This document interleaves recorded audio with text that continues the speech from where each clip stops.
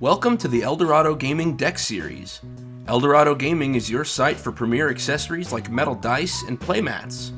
Dorado Gaming sponsors the My Mythical Meta podcast, and the deck series features Magic the Gathering decks played by the My Mythical Meta crew. Subscribe to the channel and comment with your own suggestions or questions for the players. Welcome back to the My Mythical Meta Deck Series. My name is Travis, and I'm joined by my best friend, Derek. Say hi. Hello, it's me. Hey, Derek. Best friend. It is just the two of us tonight, and we are going to go over one of my commander decks. This is pretty new in my rotation. I just built this deck last year. Derek, do you remember one of the first couple games with it? I remember one game we played with it. I don't know if it was the first one, but we had all picked Jund commanders. So we were just kind of Junding each other out. Yeah, but it is pretty insane. So the deck we're going to talk about tonight is Ognis the Dragon's Lash. This commander is from Streets of New Capenna. And let me just say that Streets of New Capenna was one of my favorite sets. Like, it has all the fun stuff that Ravnica has, except it was based around 3 colors instead of 2. Yeah, I mean, it was a lot of fun. I know it was kind of a point of contention for a lot of people with the Art Deco, Roaring 20s motif that was going on. But I think it was neat. It was nice to see something that was fresh and new, interesting, never before seen at this point. Yeah, I just really enjoyed Streets of New Capenna. That was a set where I bought all of the commander decks. I bought Henzi, and I'm very glad I did. Oh, yeah. I super regret not buying the other ones. Yeah. Because every time I'm building decks and I'm looking at what people think would be good in that deck, eventually there's like 3, 4, 5, 6 cards that are from those commander decks. I'm like, oh man. I know. It was such a great set. It had tons of good cards. Ognis, though, is actually not from the decks. Ognis was from the base set. Ognis is Zayatora's second in command. Zayatora was the dragon head of the Riveteers. Was that what Yes. Jund was? And Ognis is the second in command. Let's go through what Ognis has to offer. Ognis costs 4 mana, and it has some of those hybrid mana costs in it. But the important thing is that one of them has to be red, and then the other 2 can be either green or black. So this is a Jund red, green, black commander. She is a Vyashino warrior. She's a 3/3. She has haste, and her ability says, whenever a creature you control with haste attacks, create a tapped treasure token. Treasure tokens can be tapped and sacrificed for mana. They are artifact tokens. Ognis having them come in tapped is relevant. It has to be untapped so that you can tap it and sacrifice it. So the idea behind Ognis is that you get the treasure token, but you have to wait a turn to use it. As you'll see in this deck, I have a couple ways to make that not a problem at all. Just the act of the treasure token coming in will do stuff, or I have some things that can untap or let me spend the treasures immediately anyway. Derek, what do you think of Ognis's base abilities? Right off the jump, I do see her ability cares about haste, creatures with haste, and treasures. What kind of strategy? I mean, I know it's treasures. You went with treasures. But Yeah. How hard did you lean on haste? I kind of went a smattering of 2 different directions. I do have a couple of creatures with native haste, but mainly, I grabbed a couple of enchantments that just give everything haste. I have 4 different cards specifically that just say everything you control has haste. And then the rest, there's a smattering of cards that have haste. And weirdly, I kind of went with goblin tokens as one of my focuses, because there are several enchantments that create goblin tokens with haste. And the idea behind Ognis here is that if I'm creating these 1/1 goblins with haste, I don't actually care if they live. I'll swing them into anybody's wall or anybody's dragon or whatever, because all I care about is getting the treasure tokens. I don't know if you remember in the 2 games I've played with her, but I'm going to swing Ognis every single turn, no matter what. Right. And it just does not matter what walls other people have, because this deck has to ramp out. Obviously, the treasure tokens are a huge crutch for that. And when we talk about my ramp package in this deck, it's actually pretty skim, but that's because all of these treasure tokens are going to help me top out and cast my big spells anyway. That was the strategy I went with, was make all my creatures have haste, swing every time. This might be one of my most aggressive decks, second maybe to Krenko Mob Boss, because I need those treasures. If I don't get the treasures, I won't be able to cast the cards that I draw. Every deck has its set of vegetables. We call those ramp, card draw, and removal. These are things that every deck needs to have in order to function. Commander is a singleton format. That means there's only one of each card in the deck. And so you need to be able to draw cards. That way you can make sure to see the winning cards in your deck. Cards that are going to help you push it over the top. Every deck needs ramp in order to have more lands than your turn count so that you can cast the big spells. If your game has gone 6, 7, or 8 turns, then someone is likely close to winning. And if you are literally only playing one land per turn, then you're probably only casting 1 or 2 spells a turn also. That's what makes ramp so important. Those games when you don't get ramp, they are brutal. They are so brutal. Have like 8 mana on turn 4 or 5, and you're sitting there 4 mana, 5 mana on turn 5, and like, I can cast one thing and it might be my commander. Yeah, like you're just sitting there twiddling your thumbs, top decking. If it takes too long to draw one of those ramp spells, then everybody else's game plan is already active and going. And you're just sitting there being like, ugh, I drew a 5-drop that I can play. I can play one spell this turn. It just hurts really, really bad if you don't hit your ramp. And this deck works really well because its main source of ramp is in the command zone. Your hope, of course, is to get some ramp at the beginning of the game in order to push Ognis out faster than turn 4. So let's go through the ramp package first. This deck actually does not have most of your normal green ramp cards. Rampant Growth, Cultivate, Kodama's Reach, it does not have those. Instead, there's only a few artifacts, a few creatures, the rest of it is all your commander in the command zone. Some relevant things that are pretty normal, that I think are pretty standard. This deck does run an Arcane Signet. It's really hard to beat a mana rock at 2 mana that taps for any color that you need. It does have a Sakura Tribe Elder. This is a 1/1 creature for 2 mana, 1 and a green, and it has the ability to sacrifice Sakura Tribe Elder, search your library for a basic land card, put that card onto the battlefield tapped, then shuffle. This is a great card.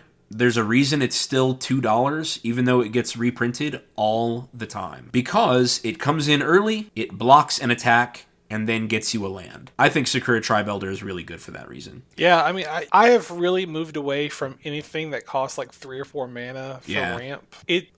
I know it's kind of a growing sentiment in the community. I need to be doing stuff on turn 3, like to start throwing punches or something. Yeah. And when you have to take turn 1 and turn 2 off, doing nothing seems like such a waste. I know. And so I'm a big believer on these 2 mana ramp spells. Yeah, another one is Birds of Paradise. Classic. 1 green for a 0/1 with flying, and it can tap to add 1 mana of any color. This is another really great card because it can block a flyer if you need to. And of course, starting turn 2, it can start adding mana to your mana pool, which I think is really important. This card has gotten up to $7. I think there might be some versions of it that are cheaper. They did just reprint it in Ravnica Remastered. Ooh, but that's more expensive. I'm looking at a full art version that's $10. I mean, it looks nice. So if you have a Birds of Paradise lying around, it's a great choice if you have it. Hey, proxy it. Delighted Halfling's another creature like Birds of Paradise that taps for any mana. Oh, you're right. A legendary creature. That was new from the Lord of the Rings. Lord of the Rings set, that's right. Yep. Ooh, maybe I should add that here. Nah, I don't think I need to add it. What was it called? Delighted Halfling. Delighted Halfling. I almost called it Legendary Halfling. Frodo, Sam. Yeah, because it taps and lets you cast specifically legendary creatures. Yeah, and I think they can't be countered. I think that's true too. So now let's talk about some other ramp stuff that is just especially good for this deck. Only because I was lucky and pulled it in a pack, I do have a Jeweled Lotus in this deck. This is a $90 card, but there is a very strong reason for it. It costs 0. So you toss it onto the battlefield for free. You can tap and sacrifice it to add 3 mana of any one color, and that mana can only be used to cast your commander. With a Jeweled Lotus in my opening hand, I can cast Ognis turn 1. Yeah. If I have a land. It's got haste, so you're already swinging and you're getting your 1 treasure. Yeah. It's absolutely nuts. It's insanely powerful in these aggro decks specifically. I have it here in Ognis, and I have it in Krenko Mob Boss for that exact reason. I want these aggro commanders out as fast as possible. Yeah, and I think, especially with Ognis, this is a 3-color deck, but because you have those hybrid symbols, it really works well in this deck. And also, for 4-color commanders, if you got 1 land, like you said, you're casting on turn 1. That's the dream. Yeah, this is a 3-color deck, and to be casting your commander turn 1, that's absolute madness. I have seen some Ognis decks that are mono red. I could see it. Yeah. That way you just absolutely don't have to worry about any other colors, and you can get Ognis out that much faster because you don't have to worry about your fixing. I saw a lot of black that I wanted to use in this particular deck, though, because black has some artifact synergies I wanted to use. I've been wanting to make a treasure deck since Nuka Capenna came out, and there was so much treasure support. And I keep thinking in my head, red is the treasure color, so it has to be at least red. And then I'm like, well, black has, if red is creating the treasures, black's creating the win cons for those treasures. You know, you have the Mirkwood Bats, you have... Oh, that's a card I need to add to this deck. That's a game finisher by itself. I think I might have added it, but just didn't update the deck. Oh, and then green supports red's treasure creation so well. Here's Mirkwood Bats for any listeners. Mirkwood Bats is from The Lord of the Rings, Tales of Middle-earth. It costs 3 and a black, 4 mana, for a 2/3 flying bat. Whenever you create or sacrifice a token, each opponent loses 1 life. Does not specify what kind of token it requires. This can be creature tokens if you're running humans or rats or saprolings or whatever, or your treasures. Every time you create a treasure, each opponent loses 1. Every time you sack that treasure for mana, each opponent loses 1. They're going to lose that life on the way in and on the way out. Absolute insanity.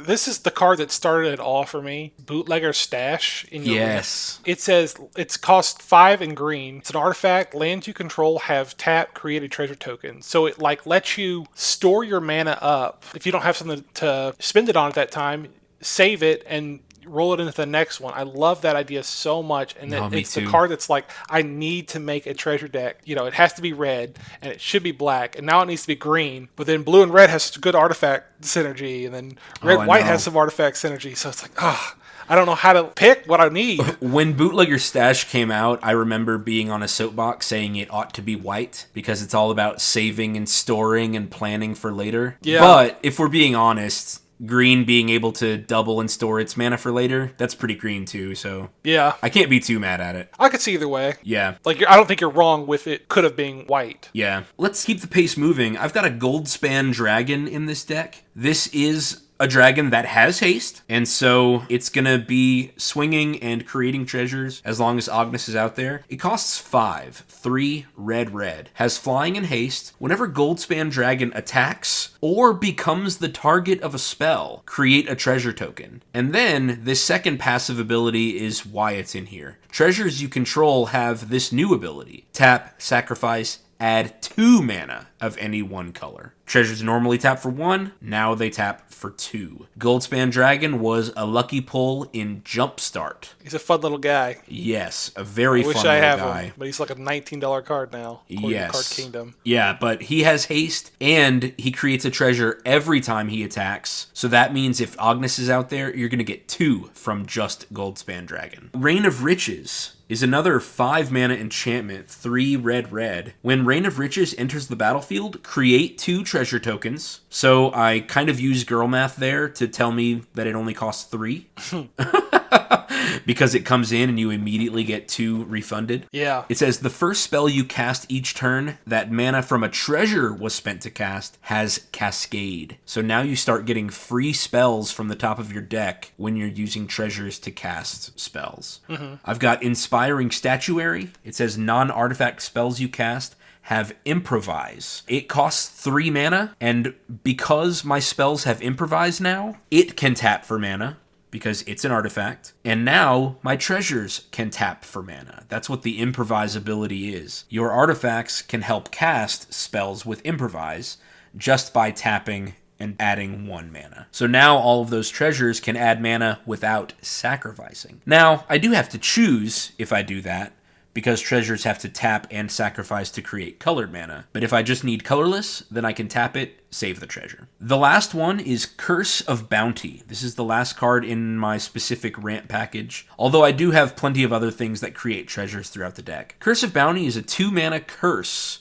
1 and a green. You enchant a player. Whenever enchanted player is attacked, untap all non-land permanents you control. Each opponent attacking that player untaps all non-land permanents they control as well. With Ognis, if you attack the player that has the Curse of Bounty, you can stack your triggers in such a way where you create the tapped treasures, and then Curse of Bounty goes off, and you can untap them immediately. I think this is an inspired choice. I never would have thought of this card. Yeah, it allows your treasures to basically come in untapped. Mm-hmm. Now, they aren't. They're coming in tapped and then untapping. But Curse of Bounty for 2 mana allows you to do that as long as you pick the right player. Here's a question along this line is I don't see a Seedborn Muse. What made you not choose that over something like this? I have one Seedborn Muse, and I think it's in another deck. Okay. At the moment. I think the one I have is from a precon. I don't remember which one, though. Okay. Well, I guess if you're not running a lot of instance, it's not really a super need for it, since it would be at the end of your... still be nice to let me untap my hasty creatures. That way I can still have them up for defense. But I think it's a card where you could take or leave, and I'm sure there's something in this deck that I could replace with Seedborn Muse and it'd be just as good. Yeah, okay. Maybe Kalain, Reclusive Painter. It's a human elf bard, and it says... When Kalain, Reclusive Painter, enters the battlefield, create a treasure token. Other creatures you control enter the battlefield with an additional +1/+1 counter on them for each mana from a treasure spent to cast them. Now that I reread that, I don't know, because if I cast, a big dragon and spend 5 treasure on it, he's gonna come in with 5 +1/+1 counters. It comes in as a monster. I mean, that Goldspan Dragon is going to be a 9/9. Yeah, exactly. Haste. So I don't know, but it's definitely something to consider. Mm-hmm. One other thing similar to Curse of Bounty, this card I did buy for this deck. I shelled out $30 for it. It's called the Amulet of Vigor. It is a 1-mana artifact, and it says whenever a permanent enters the battlefield tapped and under your control, untap it. It's a good card. It's worth the price. It is a very good card. I saved it specifically for this deck because of, obviously, all of the tapped treasures, but it's not just for those treasures either. It says whenever a permanent. So all of these lands I have that enter the battlefield tapped, whoop, just untap it. Mm-hmm. Pretty good. Let's take a look at the card draw package. I went with several instants and sorceries here that say sacrifice an artifact or creature, draw 2 cards. I have Costly Plunder, Deadly Dispute, Reckoner's Bargain is another one. Reckoner's Bargain has a little bonus text to it. It says you can sacrifice an artifact or creature as an additional cost to cast a spell. And it says you gain life equal to the sacrificed permanent's mana value. So, if I needed to, I could sacrifice a creature and gain a couple life with it. But if we're all being honest, I'm going to sacrifice an extra token. Mm-hmm. And draw 2 cards and maybe gain 0 life. Yeah, and I see Sign in Blood and... Sign in Blood, Night's Whisper. Yeah, those cards that let you draw 2 cards, but you pay 2 life for 2 mana. It's great. Yeah. 2 mana, draw 2, lose 2 life. In Commander, there's just absolutely no reason not to play these when you start with 40 life. These are the kinds of cards that I would love to put in my gift decks for you guys, but they cost $1.29, $2.79, and those cards just add up. Yeah, they do. When you're stuck with a $50 budget. Here I'm not, though, and so that's why they're in. I have Chronomancer, which is from the Warhammer set. It's a 1/1 flying for 2 mana. You can pay 1, tap it, and sack an artifact to draw a card. So this is a repeatable way to sacrifice a treasure, draw a card. I just think that 2 mana for a card or 1 mana for a card is a great rate. Same with Trading Post. It has 4 different abilities, and they all cost 1 mana to activate, and then they do several different things. You can discard a card to gain 4 life. You can pay 1 life to create a 0/1 goat creature. You can sacrifice a creature in order to return an artifact from your graveyard to your hand. I might be doing this if someone destroys Amulet of Vigor early in the game. But the last one is pay 1, tap, sacrifice an artifact, draw a card. You know, if I can pay 1, sack a treasure token, draw a card repeatedly over and over and over again throughout the game, I think that's pretty good. Idol Oblivion's very much like that, except it only costs 2 mana, and it has a tap, draw a card, activate only if you created a token. Well, if you're attacking with a haste creature with Ognis on the field, you are getting that treasure token. So it's just a free card draw right there. Exactly. And then it's not for this, but you could pay 8, tap, sacrifice Idol of Oblivion, create a 10/10 colorless Eldrazi creature token. Yeah. I'm sure there's a deck that's good in. This is probably not the one.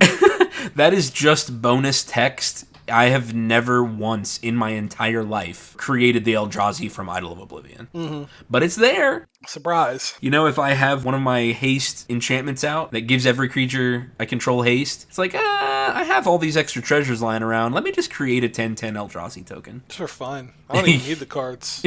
Yeah. A couple other good card draw things in here. I have Tome of Legends. Costs 2 mana. It enters the battlefield with a page counter on it. Whenever your commander enters the battlefield or attacks, you put a page counter on it, and then you can pay 1, tap it, and remove a page counter from the Tome of Legends to draw a card. This is just a lot of text, a lot of mechanics that say, if you attack with your commander, you can draw a card with this. Ognis is going to be swinging, even into things bigger than her, because I need the treasures. That's what's going to happen. I'm just going to draw cards with it. Professional Facebreaker I have in my card draw category. It gives me some red Impulsive Draw. It costs 2 and a red for a 2/3 human warrior with menace. Whenever 1 or more creatures you control deal combat damage to a player, create a treasure token, sacrifice a treasure, exile the top card of your library. You may play that card this turn. Something cool to note here is I can use Ognis's tapped treasures in order to activate Professional Facebreaker and desperately look at the top cards of my library. Yeah, I think that's great. And also, I think whenever 1 or more creatures you control deal combat damage to a player to create a treasure, that counts each player, right? If you can, yes, it does. Deal combat damage, yeah. So that could be 3 treasures right there. Yep. And it itself has menace to help you get in. Exactly. So it's going to be swinging in. Your other hasty creatures, you know, if I have enough, are going to be getting in with other players. Ognis is going to create those tapped treasures that I can sacrifice to look at the top cards.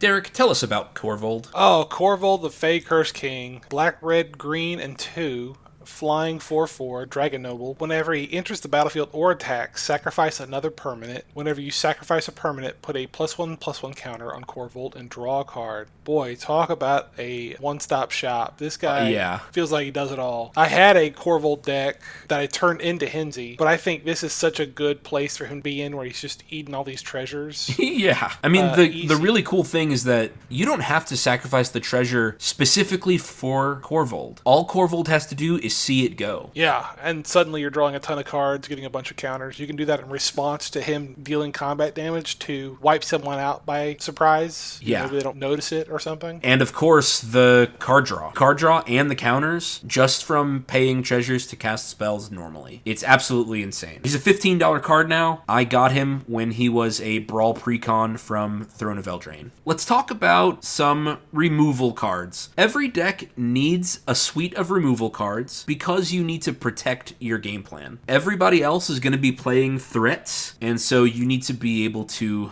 address them. This deck does have, I think, some more of the normal green, red, black stuff. I've got Feed the Swarm here, 1 and a black, destroy target creature or enchantment and opponent controls. You lose life equal to that permanent's mana value. This is black's answer to enchantments, really one of its only answers to enchantments. Red does not have a lot of it. Green has some, and I do have some of that here. I have Broken Bond, which I've talked about on the podcast before. This is 1 and a green. Destroy target artifact or enchantment. You may put a land card from your hand onto the battlefield. I think this is an underplayed card. Absolutely, dude. You have to have the land you play for turn and then another land for it to be good. But I still think it's still underplayed. Was it against you I cast this on? I think I did, right? Yeah, it was me. We were doing our Christmas game. Yeah, you had played Soul Ring, and then I was playing Ilharg and Radagast, right? Our Secret Santa deck. Yeah, I'd done that on turn turn 2 ramped, and I mean, I set you way back because I Yes, destroyed it a did. Soul Ring, I think. And man, to slow someone else down while also speeding yourself up, I think it's great. I have actually lost count of the number of times I've broken bonded someone else's turn 1 or 2 ramp spell. You know, Yeah. they may have done a Thought Vessel or a Mind Stone or a Soul Ring or maybe one of those green enchantments that enchants a land and enables it to tap for more and produce more mana.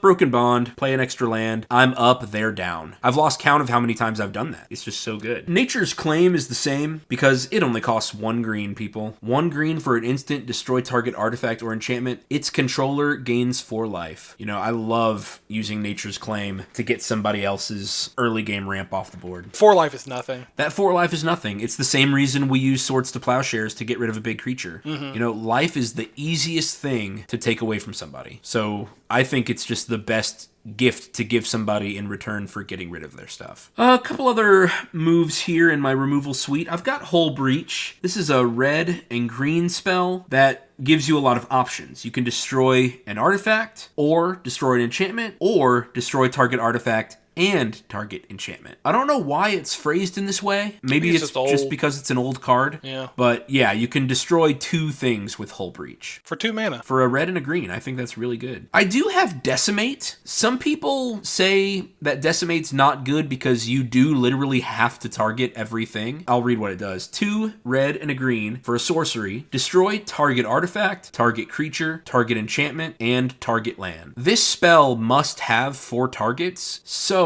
it sometimes gets flack because if your opponents don't have enough legal targets, you have to target something of your own. That's never happened to me. I think it's happened once or twice to me, enough where I feel burned by this card and I don't really run it anymore. Oh man, you're like Darth Vader. You have failed me for the last time. Yeah. Like if I was in just a red-green deck, I might consider it, but anything red-green plus, I wouldn't put it in there. Yeah, I mean, different strokes for different folks. Maybe when this card does burn me, I'll feel really bad about it, but 4 mana for 4 permanents? It is pretty nice, especially target land. Especially target land. Let me finally have an answer for someone's Mystifying Maze. Yeah, their Maze of Ith or Homeward Path or Homeward Path, Cabal Coffers. Yeah. I don't know. Like I said, I've never not had enough targets for Decimate. Deglamour, I think, is underplayed. This is 1 and a green for an instant. It's just another green artifact or enchantment removal, but it does it in a different way. It says choose target artifact or enchantment. Its owner shuffles it into his or her library. I've never seen this card before. It seems like a very blue effect. Yeah, to have it shuffle back in.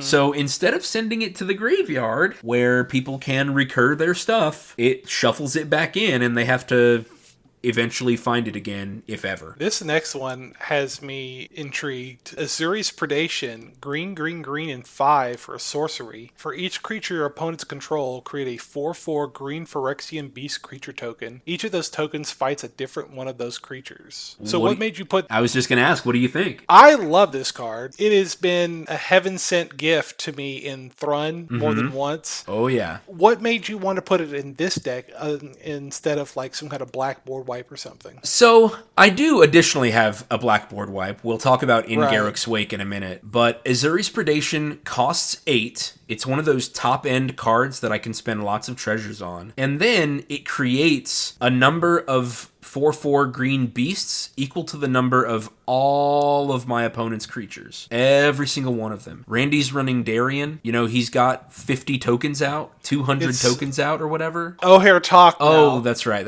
He remade it. And now it's 60 instead of 20. Yeah, exactly. Well, I'm going to get that many green beasts. A few of you may die. If other people have enough bigger creatures. But that's a sacrifice I'm willing to make. Because every beast that lives, if I can give it haste... Here, I can go ahead and talk about my haste package. I've got 4 cards that grant my creatures haste. Roar of Resistance is 1 and a red. Creature tokens you control have haste. That's just really good. It has another ability where you can pay 2 to give creatures that are attacking my opponents +2/+0. That's pretty good, but it's not why it's here. Creature tokens I control have haste. Urabras Flask the Hidden. Creatures I control have haste. Creatures your opponents control enter the battlefield tapped for 3 red, red. And he's a 4/4. Hammer of Perforos. 1 red, red. Creatures I control have haste. And then last one, I bought at TCGCon last year for $13. It's up to about 16-ish. It's called Concordant Crossroads. 1 green, all creatures have haste. The idea behind Concordant Crossroads is you only play it when you want to win, or when it's really worth it, because you don't want to give all your opponent's creatures haste. If I can have any one of these effects that give all my creatures haste, I can cast Azuri's Predation, get a ton of beasts, swing with them, and generate that many treasures. So I think it's great. It is a little bit of a magical Christmas land. Right. Because I have to have one of my haste enablers plus Ognis, but that's pretty good. It's pretty wild. Shoot for the fences. Miracles happen. Yeah, it's pretty insane. I do also have In Garruk's Wake, which is probably the strictly better version of Azuri's Predation. It's a black sorcery. It costs 9. 7 black, black. Destroy all creatures you don't control and all planeswalkers you don't control. Pretty intense. 9 mana, but it absolutely clears the board of everyone else's everything except for their indestructible creatures. I think it's a fun card. I think I only own one of these. I think it came in a pre-con early in my career. Oh, yeah? I've got Tyrant's Familiar. This is a dragon with haste, and whenever it swings, it deals 7 damage to target creature. I have Assassin's Trophy. It's black and a green. Destroy target permanent and opponent controls. Its controller can search their library for a basic land. This is really good just because you can target any permanent with it, but the last 2 things I want to hit in this category are specific to the treasures. First, there's Girapur Ether Grid. This is an enchantment for 2 and a red. You can tap 2 untapped artifacts you control. Girapur Ether Grid deals 1 damage to any target. This is any artifacts, period. So if I have Inspiring Statuary or Amulet of Vigor. What are you tapping it for? Amulet of Vigor is not tapping for anything. It doesn't tap for anything, so I can use it. But of course, I can use the treasure tokens for it too. In order to get somebody's last 2 life down, or to ping down somebody's 1 toughness creature, I think Girapur Ether Grid is great for managing some really small stuff. And then there's Mayhem Devil. This is a 3/3 devil for 3 mana. 1, a black, and a red. Whenever a player sacrifices a permanent, Mayhem Devil deals 1 damage to any target. This is not just going to count me and my treasures. It's going to count my opponents and their treasures, my opponents and their clues, their food, their fetch lands, their creatures that are sacrificing other things. Mayhem Devil gets to ping something for 1. I have this guy in Henzi because I'm sacrificing my own stuff. Oh, yeah. But I put this guy in my decks because I know it's going to hurt Benjamin more than it's going to hurt someone. Well, he's going to give me the fuel to start machine gunning things. Yeah. Oh my gosh. Imagine he's out when Benjamin plays a Fleshbag Marauder. It's like, okay, Benjamin, you can play a Fleshbag Marauder, but Mayhem Devil's going to whack you in the head for 4 damage. Yeah. It's fun. Yeah, have fun. That's my removal, ramp, and card draw package. And overall, that occupies 11 plus 9, 20 plus 12. So 32 cards. About 30-ish of my cards are my vegetables. Now, obviously, I want my vegetables, ramp, card draw, and removal. I want them to synergize with what the rest of my deck is doing. That way, these cards can be running double duty. And I hope I've done that with this package that I have. You really want the cards that are doing all of these basic functions. If you can, you want them to work with your commander's ability as well. You want them to synergize with what the rest of your deck is doing. I think also is that for this commander at least, you're just going to want to go as fast as possible, always hitting people, making treasures, and then using those treasures to cash in for even bigger creatures to hit and make more treasures. Like, it's all about just that aggression. Yeah. So you can leave the removal to the rest of the table. And this deck is a light ramp package because there's so much treasure generation in this deck. Ognis is going to make treasures herself. Let's go to the token synergy package now.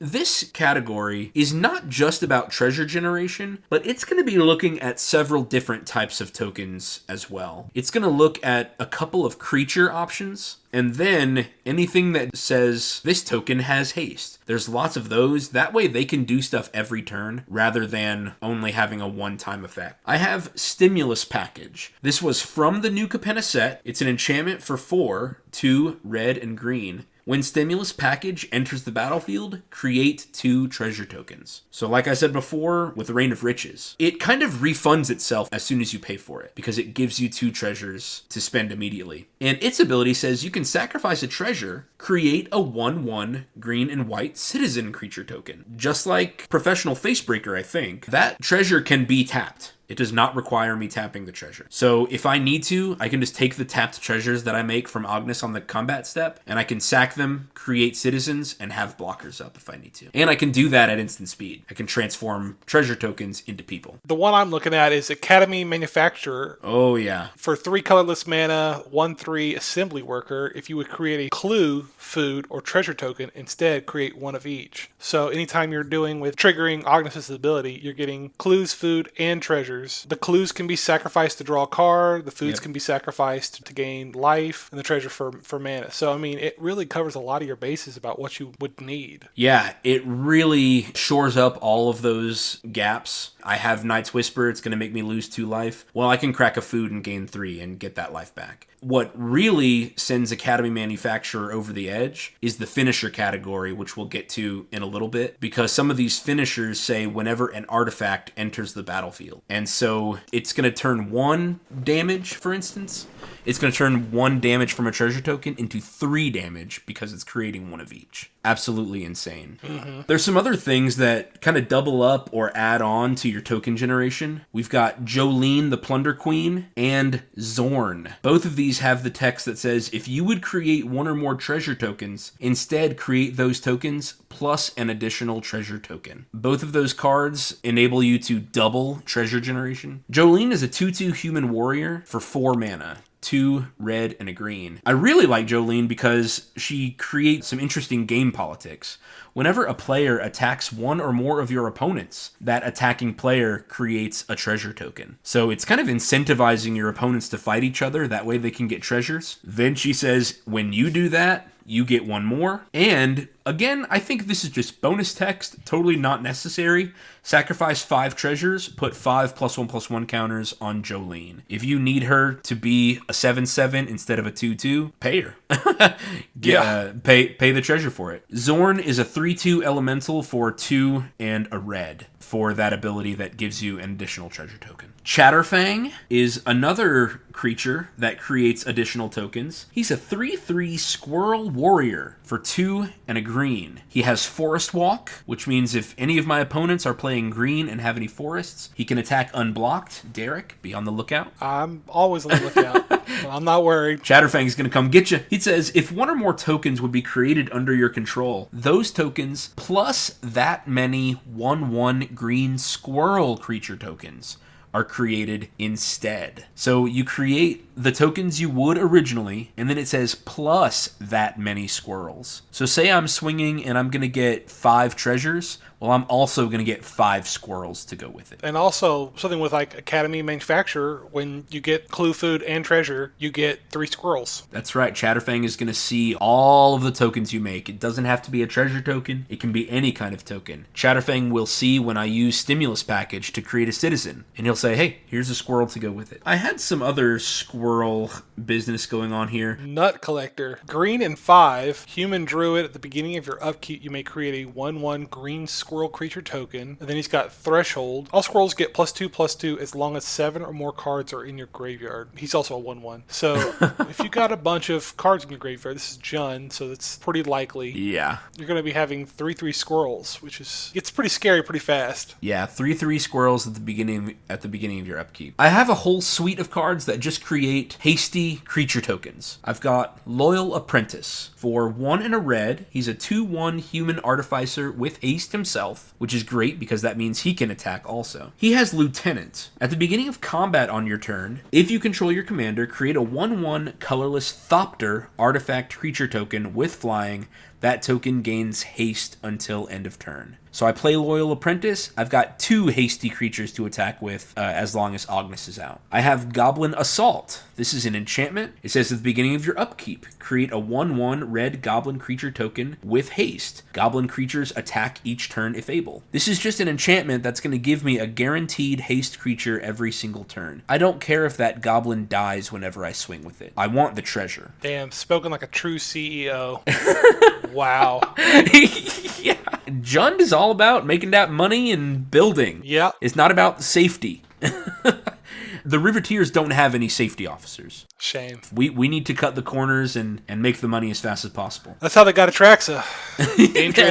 Dangerous construction. Atraxa died because of an OSHA violation. I've got Legion Warboss. 2 and a red for a 2/2 Goblin Soldier with Mentor, which means whenever this creature attacks, you put a +1/+1 counter on another target attacking creature you control with lesser power, so it has to be a 1/1. But he does it himself. At the beginning of combat on your turn, create a 1/1 red Goblin creature token. That token gains haste until end of turn and attacks this combat if able. Again, I don't care if it dies. It's going to give me a hasty attacker. Goblin Rabblemaster, 2 and a red for a 2/2 Goblin Warrior. Other goblin creatures you control attack each combat if able. Again, that's fine. They can die. All I need from them is to make me treasure. At the beginning of combat on your turn, create a 1/1 red goblin creature token with haste. Whenever Goblin Rabblemaster attacks, it gets +1/+0 until end of turn for each other attacking goblin. None of that last paragraph is important. I only care about the hasty goblin that he makes every turn. Wolfgar of Icewind Dale. This card is an overperformer in this deck. It's absolute insanity whenever he comes out. He is a 4/4 human barbarian for 5 mana, 3 red and green. He has an ability called Melee. Whenever this creature attacks, it gets +1/+1 until end of turn for each opponent you attacked this combat. So if you attack 2 players, he gets +2/+2. If you attack 1, he gets +1/+1. But it's not just +1/+1 because of his second ability. If a creature you control attacking would cause a triggered ability of a permanent you control to trigger, that ability triggers an additional time. Melee is an attack trigger, so it gets doubled. So he doubles his own ability. Ognis' ability is an attack trigger whenever a creature you control with haste attacks. So with Wolfgar, you get 2 treasures per attacking creature. Let's take a look at Goldspan Dragon. Whenever Goldspan Dragon attacks, create a treasure token. With Wolfgar, you create 2. Those 2 would be tapping for 4. Yes, so, and the 2 treasures it makes would be tapping for 4 mana. Just an explosive. Wolfgar absolutely causes this deck to explode because of all of the attack triggers that are just lying around on all these good creatures. I mentioned Tyrant's Familiar earlier. This is another dragon with haste. It has Lieutenant. It says as long as you control your commander, Tyrant's Familiar gets +2/+2 and has, whenever Tyrant's Familiar attacks, it deals 7 damage to target creature defending player controls. Well, with Wolfgar, he gets to blast down 2 creatures or deal 14 damage to a single creature. Love it. Absolutely love it. Wolfgar is wild. I have Swashbuckler Extraordinaire. Whenever he enters the battlefield, he creates a treasure token. He is a 2/2 dragon rogue warrior for 3 mana, 2 and a red. Whenever you attack, you may sacrifice 1 or more treasures. When you do, up to that many target creatures gain double strike until end of turn. So now I can start giving my attacking creatures double strike. This category is absolute madness. For a reason. This is the token synergy category. The whole point is to make Ognis' treasure tokens really work for you. The last one I have in here is an enchantment called Killer Service. This is from the New Capenna set, the New Capenna commander decks. It's an enchantment for 2 and a green. When Killer Service enters the battlefield, create a number of food tokens equal to the number of opponents you have. So in general, that'll probably be 3 unless I get it late in the game. It says at the beginning of your end step, you may pay 2 mana and sacrifice a token. If you do, create a 4/4 green rhino warrior creature token. I think the purpose of Killer Service was to work with food tokens, but nothing in it says it doesn't work for treasure tokens. Pay 2, sack a treasure, I create a 4/4 green Rhino. Seems pretty good. That is pretty good. This would be great. I didn't know this card existed until now. It'd be great in my Frodo and Sam deck with all the food. Yeah, you have tons of food in that deck. Yeah. I want to mention in this category my single recursion card. I know this is a Jund deck, but I really don't have much in terms of getting stuff back out of my graveyard except for only this. It's called the Vat of Rebirth. It costs 1 black. It's an artifact. Whenever another artifact or creature you control is put into a graveyard from the battlefield, put an oil counter on Vat of Rebirth. With this deck, that's going to be tons of oil counters, because I can be casting these 4, 5, 6 drops using nothing but treasures. Vat of Rebirth does not say artifact or creature card, it just asks if an artifact or creature hit the graveyard, and tokens do. They hit the graveyard and then immediately cease to exist. So Vat of Rebirth is going to see all of my treasure tokens. So it's going to get lots and lots of oil counters. Its second ability, pay 3, 2 and a black, tap it, remove 4 oil counters from Vat of Rebirth, return target creature card from my graveyard to the battlefield, activate only as a sorcery. So once a turn, if I've got the oil counters, I can get something out of my graveyard if I need to. It's an uncommon for 50 cents. It's not great, but it's going to do the job in this deck of occasionally getting back out a target for removal. It can get me back out Corvold, or it can get me Goldspan Dragon back out if I need them. Derek, what do you think of Vat of Rebirth? Yeah, I mean, I wouldn't put it in a normal deck, but because you're making so many treasure tokens, I think it actually works. I'd have to see it in play, but I mean, it doesn't seem bad. Yeah, that's kind of what I'm saying is the investment for it is only 1 black mana. Yeah, and we're not playing at like super competitive level. This is just against the 4 of us, and we're not trying to like combo off or whatever. You know, we take 10 turn games a lot. Yeah. So I think this is fine. I don't know, like it pays for itself and also feeds itself. Yeah, that's kind of what I'm saying is I can pay that 3 black mana and get the oil counters I need from it. Yeah. All right, I have 1 protection spell in here, and it's my Lightning Greaves. This deck could use more. I usually like having 5 to 6 things that say, nope, Ognis is protected. Nope, can't get rid of her. Because there's lots of 1 mana green spells that do this. You know, Sheltering Word, Snakeskin Veil, and stuff like that. But I don't have them here, but I've got Lightning Greaves. This is a 2 mana artifact equipment. Equipped creature has haste and Shroud, and it equips for 0. You can pay nothing and move it from one creature to another. I like that it gives haste. That way I can give Corvold haste if I need to, or I can give, you know, one of these other big creatures, one of these other big dragons haste. And Shroud, I don't think I have anything in this deck that targets other creatures. Looks like Swashbuckler Extraordinaire does, but that's just a price I'm willing to pay. Yeah. I'm willing to risk that Nombo for a cheap way to give something haste and Shroud. If you don't have Lightning Greaves, Swiftfoot Boots are fine. They're the cheaper ones. They get reprinted all the time. But Lightning Greaves are about $7, and I've never seen them go down. Something that you would know better than me, because I can't remember. What happens to this deck if Ognis dies? How bad are you hamstringed by us taking out your commander? Just asking for a friend. If Ognis dies, usually I have created enough treasures before she dies that those treasures help me to recast her. That's what has happened in the past. I get Ognis out very fast, usually turn 3 or 4 while other people are still ramping. I start swinging, making treasures. Hopefully by that point I have a token synergy card out somewhere, because any one of these token synergy cards is going to help me get more and more treasures out. That's kind of my backup plan if Ognis gets removed the first time. After she gets the second, I'm really just hoping to draw into more card draw into one of my finishers, and hope that I can create enough treasures from my other spells. Jolene and Wolfgar are both great backup commanders for this deck, if I can manage to get them out. Okay. So, great question. That's something we should ask in every deck tech. What happens when your commander gets removed? Let's look at the finisher category. This is the fun category. I have 10 of these. These are the cards that enable Ognis to win the game. I have several cards that just say, whenever a token dies, or whenever an artifact enters the battlefield, or whenever an artifact leaves the battlefield. Let's just go through some of those. I have Nadir's Nightblade. This is a 1/3 elf warrior for 3 mana, for 2 and a black. Whenever a token you control leaves the battlefield, each opponent loses 1 life, and you gain 1 life. A little backup life gain for how aggro I've been. It's going to look, obviously, at the treasure tokens that I'm spending, but again, it'll see every goblin creature token that dies. It'll see the food tokens. It'll see the citizen poison creatures that Stimulus package makes. So Nadier's Nightblade is going to see all of it, and it's going to ping my opponents for each one that leaves the battlefield. I also have Disciple of the Vault. This is a 1/1 human cleric for 1 black mana. Whenever an artifact is put into a graveyard from the battlefield, you may have target opponent lose 1 life. So I can spread that around if I want, or if I pay 5 treasure for a dragon, I can just dome somebody in the head for 5 damage. Reckless Fireweaver is an enter the battlefield trigger. Whenever an artifact enters the battlefield under your control, Reckless Fireweaver deals 1 damage to each opponent. This hits everybody each time an artifact enters the battlefield. So I swing with 3 creatures,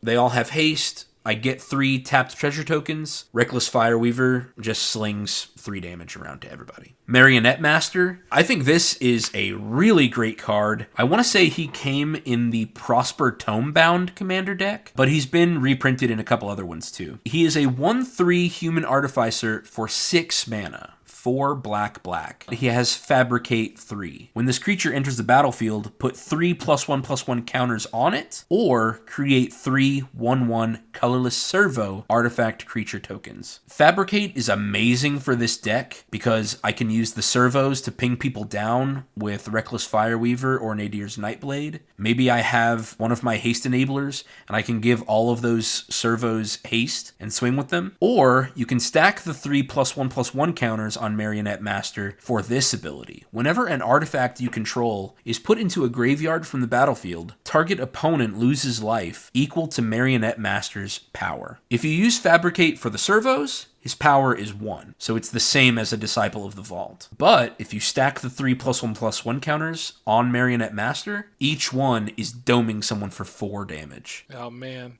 1 treasure and you're just wiping people out. If you got 10 treasure, you killed 1 person completely. 4 damage per treasure token you spend. Whew. That is nutter butters. Let's do Fathom Fleet Swordjack, and then Derek, I'll let you do the rest of them. Okay. Fathom Fleet Swordjack is a 4/3 orc pirate for 4 mana, 3 and a red. Whenever Fathom Fleet Swordjack attacks, it deals damage to the player or planeswalker it's attacking equal to the number of artifacts you control. This is yet another attack trigger that you can stack with Ognis so that you have the treasure tokens first, and it can be doubled with Wolfgar. So you can deal damage to that player twice, equal to the number of artifacts you control. This is the guy I remember killing the whole table. Yeah. When you use that Encore ability. Oh yeah, he killed the entire table in 1 move because of this. He can Encore for 5 and a red, so that's 6 mana total. You exile the card from your graveyard. So this means Fathom Fleet Swordjack has died once, you exile him from your graveyard, and for each opponent you create a token copy. So now I have 3 Fathom Fleet Swordjacks, and then it says that copy attacks that opponent this turn if able, and they gain haste, and you sacrifice them at the beginning of the next end step. So they're up for 1 turn, they gain haste, and they must attack. All of this is great for Ognis. They all swing, they have haste, so Ognis sees them,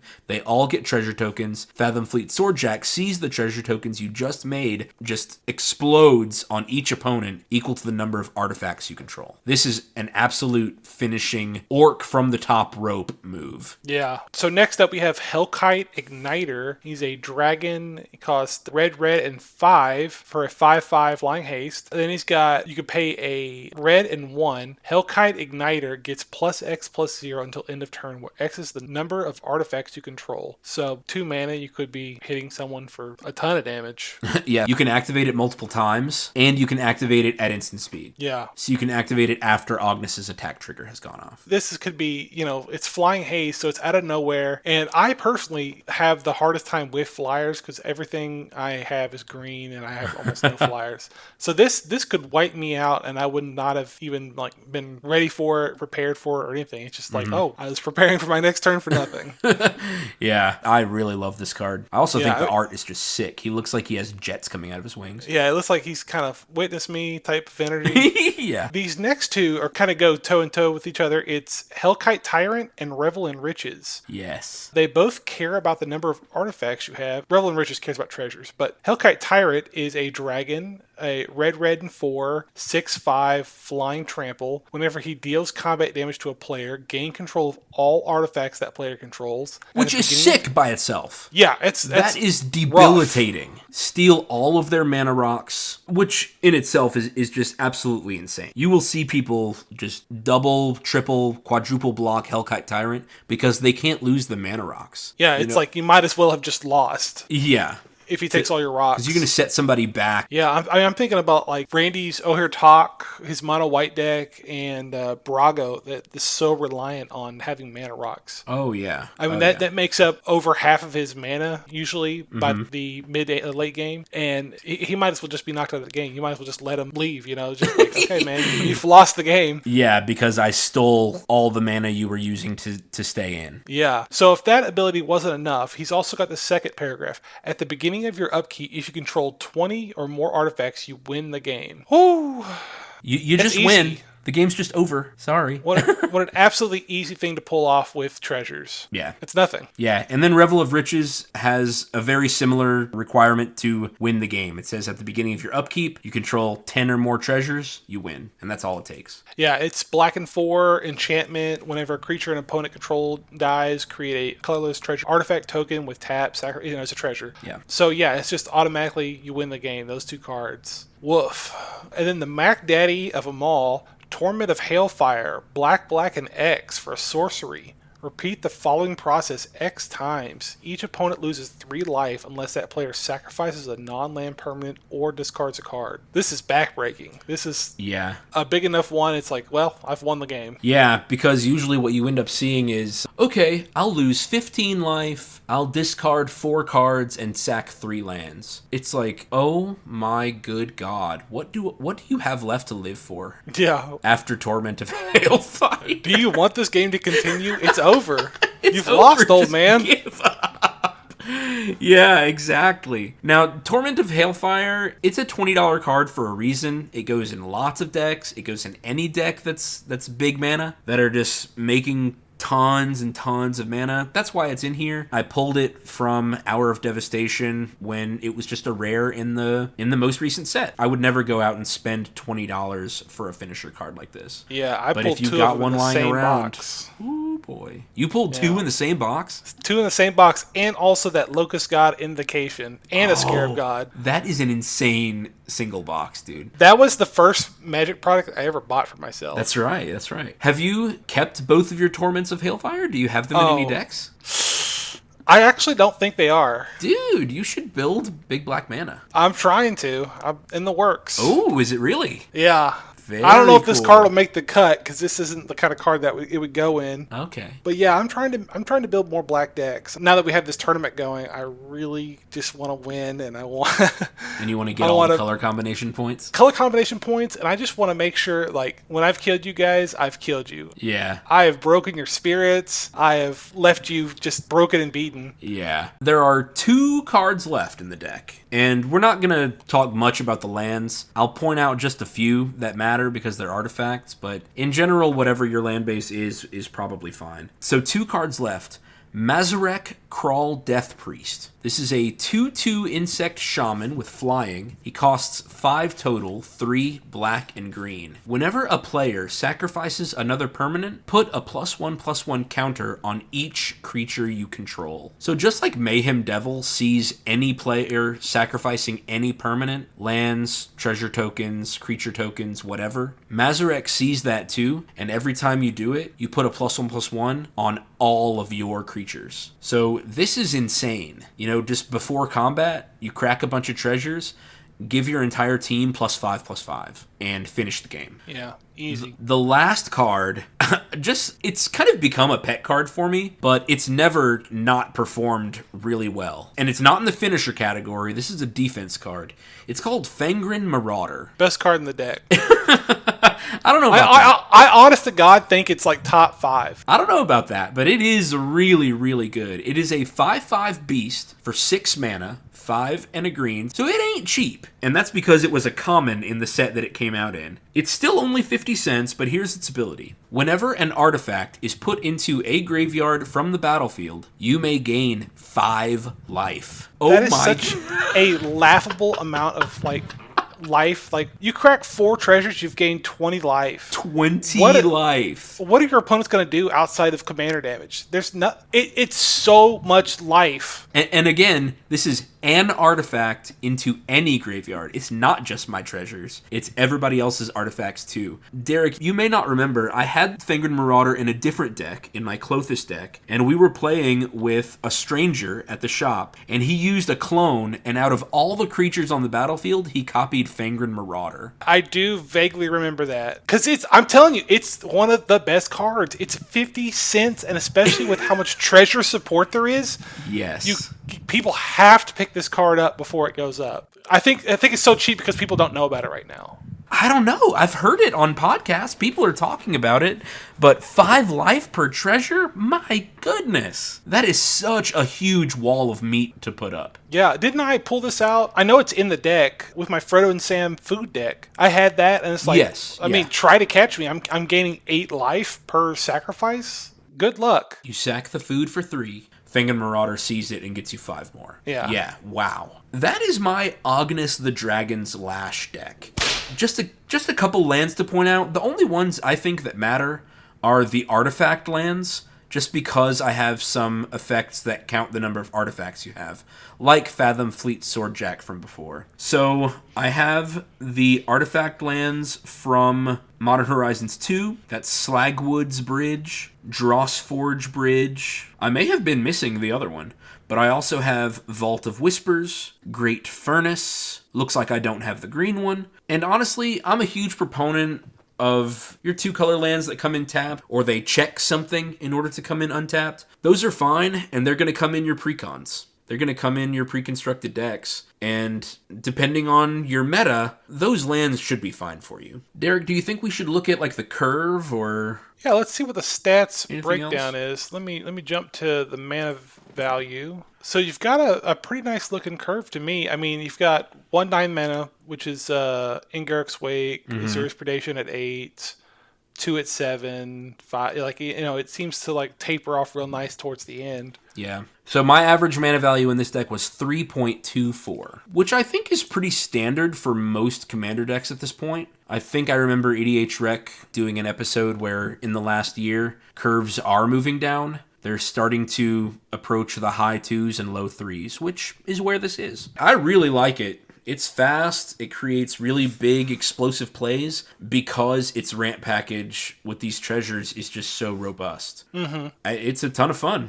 What do you think? I think it's fun. It's fun to play against. I like when we're all swinging, throwing punches at each other, because that's what I'm trying to do, and I usually have the biggest things. So yeah. It's what our meta's about, man. Yeah, I love it. As we approach the end of this deck tech, listeners, I want to ask you what you liked about it. What do you think should change? What are some questions that you want to know about commander decks? It seems like our audience is kind of filling with new Magic players. And so if you're a new player, what types of information in a commander deck tech are you looking for? That is what we want to do as we start creating more of these.